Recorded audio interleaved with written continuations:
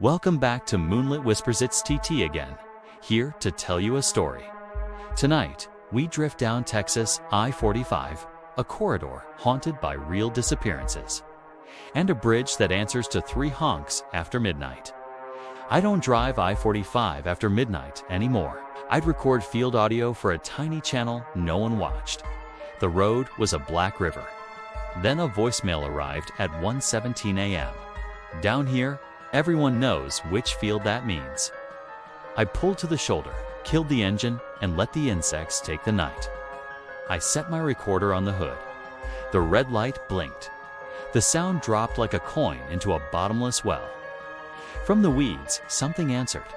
Not wind, not an animal. A moving vacancy. Crickets stopped mid-note. Ditch water sighed. I flicked on my headlights. Fog stitched itself across the beam like a curtain. In the glass, my reflection looked back, and someone behind it. A woman's outline in the passenger seat. I yanked the door open. Empty. But on the vinyl, 3 wet ovals the size of fingertips. We all keep one rule from childhood. Don't go in the attic. Don't turn around on the stairs. Don't say the name in the mirror. Mine returned on the shoulder of I-45. If something invites you to play, don't ask what game. I drove north with both hands white on the wheel. The cool place in the passenger seat rode with me. Like the air, there refused to be warm. I spoke to it, listening. Tell me where to go. My map rerouted by itself toward Denton. Old Alton Bridge. People call it Goatman Bridge. An iron truss at the tree line, retired from traffic, famous for midnight dares. Knock or honk 3 times and something answers. If you smell rot, don't look. It was after 2 when I reached the trailhead. Headlights carved a path through trees old enough to remember the bridge's first day. Iron ribs arched over dark water. I pressed my knuckles to rust. The sound ran across the creek and came back thin. Then the smell arrived. Not fish, not roadkill. Hospital hallway left to bake in July. My stomach tried to turn me around. Behind me, my car chirped like I'd tapped the fob. Once, the passenger door stood open. She was in my seat again, not looking at me, looking at the mirror, like she needed it to lend her a face. I don't have your name, I said. Tell me where. The radio woke on its own, sliding past stations until it found empty AM. A sentence formed out of static, thin as paper. Marfa tonight, watch for the lights. Marfa, West Texas, where people wait by a viewing area for orbs that appear over scrub. Some say heat-warped headlights. Some say the stories are older than cars. You want me to chase you? I asked. The rot thinned. That felt like a yes. If you've ever run towards something you're afraid to catch. You know the quiet that finds you at 4 in the morning. Deer own the shoulder. Trucks own the lanes. Your thoughts belong to the road. By Fort Stockton, the sky lifted, purple before dawn.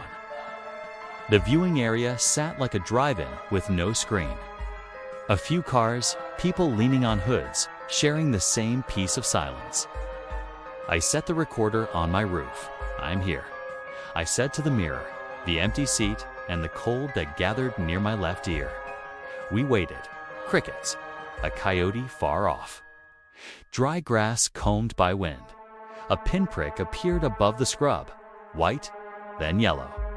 It wasn't a plane, and it wasn't a headlight. It hung in the wrong place, stubborn as a star that forgot its job. A second light answered to the south. They drifted, merged, separated, changed color, like someone breathing. The rot was gone. She stood beside me in the way air can stand beside you. My skin prickled as if a shadow had stepped into my shadow. What do you need? I asked. The nearer light lowered.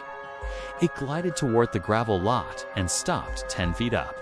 It blinked twice like a car unlocking. Home, I said. You want to be pointed home. The light rose, paused as if listening, then cut east, as if tugged by a thread only it could feel.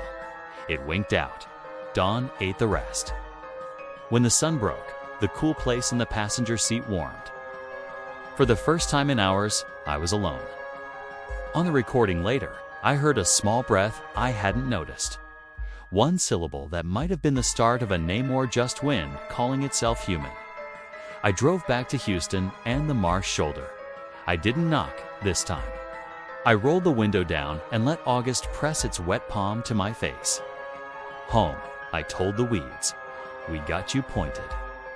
That night, I posted the episode you're hearing now. I kept the facts anyone can have. The highway, the bridge, the lights. I left out what I couldn't keep safe. The places in between and the name I didn't know. The episode did numbers I didn't expect. It also did something else. A message from Memphis. Another from Beaumont. Another from LaPorte. Each describes someone who could have been her. A gap-toothed smile. A scar on the right elbow. A habit of talking to the mirror before school. Different years, different names. The same stubborn hope.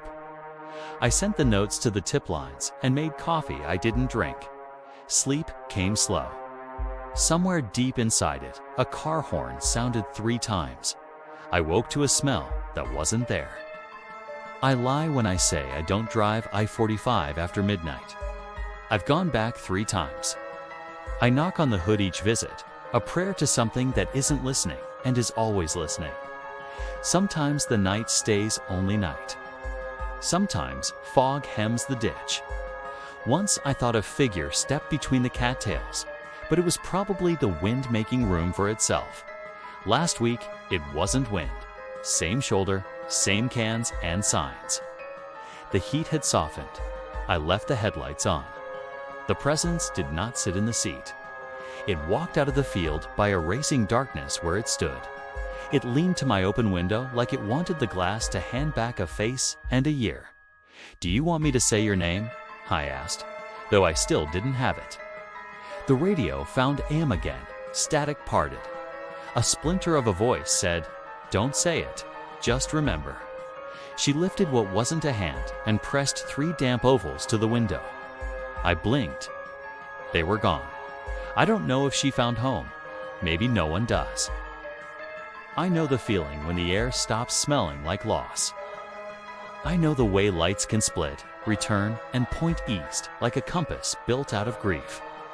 I know the sound of 3 knocks on iron traveling through trees made to keep secrets. I know the sound a highway makes when it carries a rumor longer than we get to live. So no, I don't drive I-45 after midnight anymore, except when I do. If you ever pass me on the shoulder and see me knock 3 times on the hood, and if you smell something your body understands before your brain does keep driving, you can't carry everyone. But if lights ever float down to you and blink like a car, unlocking like a welcome whispered by a mouth that isn't there, point them the best way you can. Sometimes pointing is the only prayer we get. I'm TT. If this story found you like the lights found me, tap like, share your Texas legends in the comments, and subscribe to Moonlit Whispers. New whispers next week.